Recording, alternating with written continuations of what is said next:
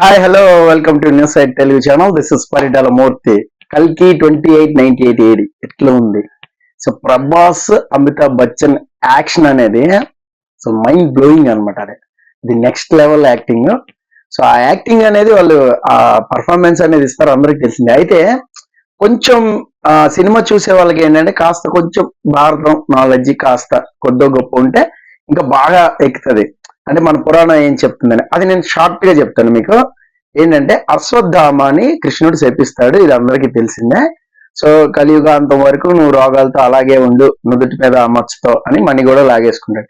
ఆ మణి సంబాల అనే వాళ్ళకి దొరకడం, ఆ సంబాల వాళ్ళు కల్కి రాక కోసం, కల్కి పుడతాడు, భగవంతుడు పుడతాడు మళ్ళీ భూమి మీద అని వెయిట్ చేయడం. సో కాశీనగరం ఒక్కటే మిగులుతుంది, అది కూడా కాంప్లెక్స్ అండర్ లో సుప్రీం యాస్కిన్ అనే ఒక దుర్మార్గుడి చేతిలో ఉంటుందన్నమాట.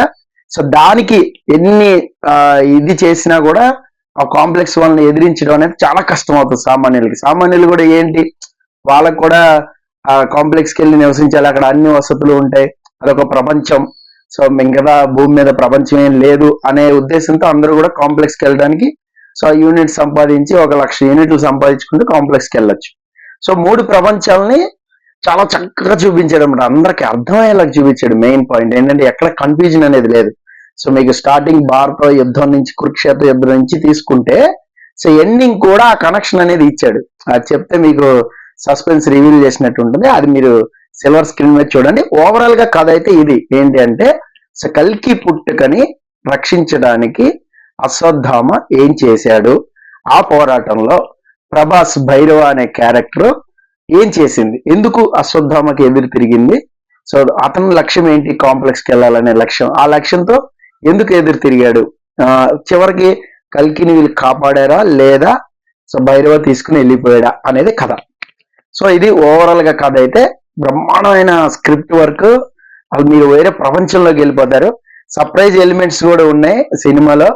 సో చాలా స్టార్ కాస్టింగ్ మధ్య మధ్యలో అలా వచ్చిపోతూ ఉంటుంది. సో మీకు చాలా సర్ప్రైజ్ ఉంటుంది డైరెక్టర్ది, అది మీకు మంచి కిక్ ఇస్తుంది.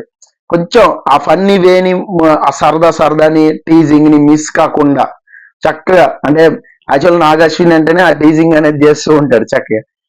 ఆ కౌంటర్స్ టీజింగ్ అనేది మిస్ అవ్వకుండా చక్కగా బ్యాలెన్స్ చేసుకుంటూ మరీ ఓవర్ గా అయిపోకుండా, సో మళ్ళా సీరియస్ యాక్షన్ వచ్చేటప్పుడు యాక్షన్ సీన్స్ చేయడం అనేది చాలా అంటే చాలా బాగుంది.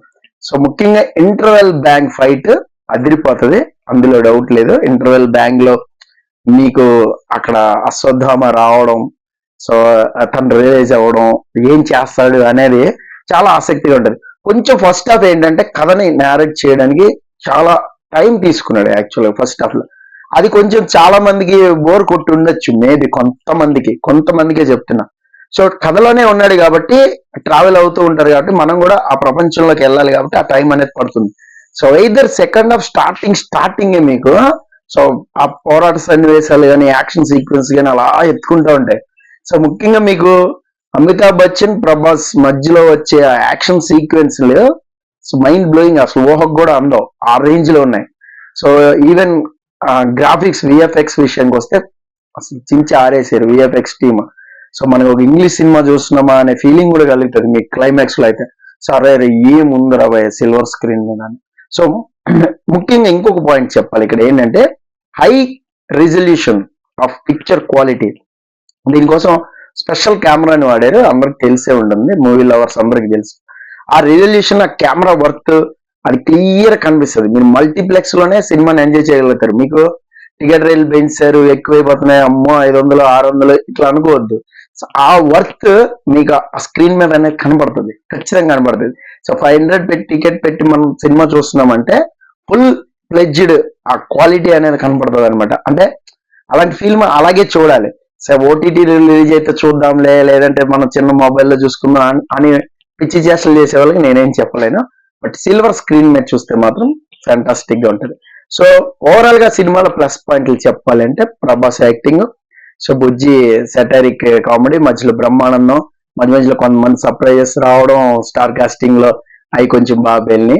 సో యాక్షన్ సీక్వెన్సెస్ ముఖ్యంగా అమితాబ్ బచ్చన్ ఏజ్ అనేది అసలు కంటికే కనబడలేదు, ఆ రేంజ్ లో మీకు ఆ ఫైటింగ్ సీక్వెన్స్ లో అమితాబ్ బచ్చన్ ని మేనేజ్ చేశారు అంటే అసలు టీమ్ కి మనం యాడ్సప్ చెప్పేలా అంత బాగా చేశారు అనమాట. So Amitabh Bachchan versus Prabhas fighting sequence అనేది ఫ్యాంటాస్టిక్ గా ఉంటది, అందులో డౌట్ లేదు. క్లైమాక్స్ లోకి వచ్చేసరికి ఆ ట్విస్ట్ మీకు ఒక రేంజ్ లో ఉంటది, ఏళ్ళు వేసేస్తారు అనమాట, అసలు గూస్ బంప్స్ వచ్చేస్తాయి, ఆ రేంజ్ లో ఉంటది. క్లైమాక్స్ కరెక్ట్ గా 15 నిమిషాలు చించి ఆరేస్తాడు అంతే ఎపిసోడ్. దానికోసం సినిమాకి ఎంతైనా ఇచ్చేయచ్చు అన్నట్టు ఉంటది, ఆ రేంజ్ లో ఉంది. సో నాగ్ అశ్విన్ టీం అయితే సక్సెస్ అయ్యారు, అందులో డౌట్ లేదు. సో ఇక కొంతమంది నెగిటివ్ కామెంట్స్ కానీ అవి కానీ నెగిటివ్ పబ్లిక్ టాక్స్ ఇవన్నీ కూడా నేను ఎక్కడ చూడలేదు, ఏం చూడలేదు. ఫ్రెష్ గా నేను సినిమా చూసి వచ్చా, మీకోసం రివ్యూ పెట్టాలనుకున్నా, రివ్యూ పెడుతున్నా. నా వ్యూవర్స్ మాత్రం స్పెషల్ గా ఒక 8 నిమిషాలు వీడియో పెడదాం అనుకుంటున్నాను. సో చాలా అంటే చాలా ప్లస్ పాయింట్స్ ఉన్నాయి. Re recording music background score అదిరిపోయింది. ముఖ్యంగా మీకు మధ్య మధ్యలో ఆ కురుక్షేత్రం సన్నివేశాలు, ఆ ఎలివేషన్ అనేది తీసుకుని వస్తాయి అనమాట. అసలు సో మీరు సీట్ లో కూర్చోరు, ఆ రేంజ్ లో ఉంటాయి. సో తర్వాత మీకు బ్యాక్గ్రౌండ్ లో ఒక చిన్న సాంగ్ అనేది పెట్టారు, అది కూడా ల్యాగ్ అవ్వకుండా కట్ చేశాడు చాలా స్మార్ట్ గా నాగ్ అశ్విన్, అది కూడా బాగా అనిపిస్తుంది. అలాగే మీకు Prabhas funny character of behaviour అనేది చాలా బాగా నచ్చుతుంది. అంటే ఫైటింగ్ ఎప్పుడు ఓడిపోయిన ఫైటర్ కింద, సో చాలా అంటే చాలా మౌంటీ హంటర్ కింద అతని క్యారెక్టర్ ఉంటుంది. సో సూపర్ అంటే సూపర్ యాక్టింగ్ అనేది మీకు కనిపిస్తుంది. సో అలాగే దీపికా పదుకొనే కూడా మనం తీసి పడేయలేం, అదిరిపడ్డి. ఇక ఎస్పెషల్లీ చెప్పాల్సింది కమల్ హాసన్. సో మామూలు మేకప్ వేసుకుని ఆ స్కెల్టన్ ఉంటుంది, మీకు లుక్ ఆల్రెడీ తెలుసు కాబట్టి ఆ లుక్ అనేది అసలు మైండ్ బ్లోయింగ్ అనమాట. అది ఎలా చేశారో కూడా, ఆ క్లోనింగ్ అనేది కానీ ఆ మేకప్ అనేది కానీ ఫ్యాంటాస్టిక్ ఉంది. అంతే మా కమల్ హాసన్ మేకప్ మాత్రం బ్రహ్మాండంగా.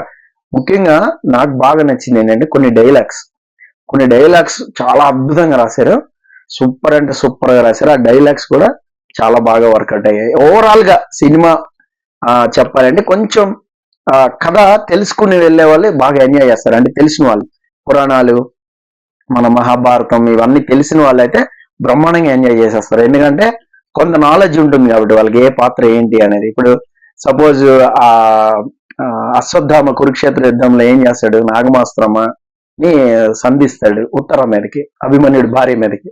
సో అప్పుడు ఉత్తర గర్భం విచ్ఛిన్నం అయిపోతుంది, ఆ సీన్ కూడా పెట్టారు. సో దీని గురించి తెలిస్తే ఏంటంటే, మనం తెలుసుకుంటే ఏంటంటే సినిమా చూసేటప్పుడు అర్థమైపోతుంది, ఎస్ అమ్మాయి ఉత్తర క్యారెక్టర్. సో అశ్వత్థామ వేసాడు కాబట్టి కృష్ణుడు వచ్చి శపించాడు, పాండవుల వంశం అనేది నిర్వీర్యం చేయాలి అనేది అభిమన్యుడి ఇదనమాట. అంటే తన తండ్రిని చంపాడు, ద్రోణాచార్యుని చంపాడు అనే ఒక దీంతో కౌరవ పక్షాన్ని యుద్ధం చేస్తాడు అశ్వత్థామ. ఇది తెలుసుకోవాలన్నమాట, తెలుసుకుంటే మీకు క్లియర్ కట్ గా అర్థమైపోతుంది.